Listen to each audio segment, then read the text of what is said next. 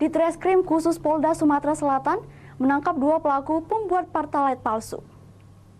Pelaku mengaku mempelajarinya dari internet.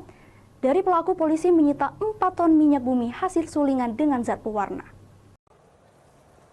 Pelaku HA dan DS warga Padamaran, Kabupaten Ogan Komering Ilir langsung dibawa ke Mapolda Sumatera Selatan.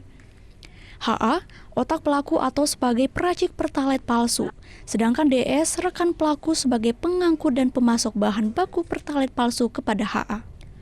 Keduanya tertangkap tangan sedang bertransaksi BBM yang akan diolah. Penggerebekan dilakukan di gudang milik HA di Desa Padamaran 6, Kabupaten Ogan Komering Ilir. Selain menangkap kedua pelaku, di gudang tersebut polisi mengamankan 4.000 liter atau 4 ton Pertalite palsu, serta kendaraan pick-up berisi puluhan jerigen. Modus para pelaku yaitu pelaku DS membeli minyak hasil sulingan ilegal di Musi Banyu Asin. Minyak tersebut kemudian dijual ke gudang milik HA. Di dalam gudang, HA mencampur minyak sulingan dengan zat kimia serta zat pewarna yang menyerupai Pertalite. Ini minyak sulingan, oke, terus? Ya langsung dicari. Enggak, campurannya mana? Campurannya? Zat kimianya? Ini Pak. Ini zat kimia, oke. Zat kimia langsung dibawa ke sini. Dicairkan dulu. Dicairkan?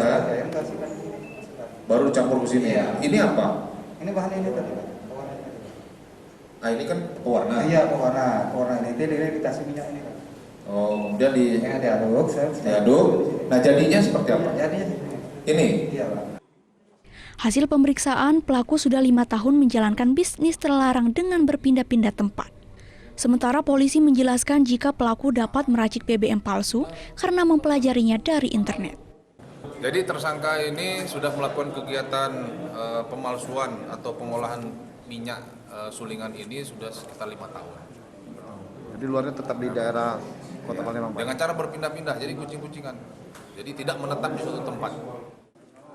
Dari Palembang, Firdaus Ainus melaporkan.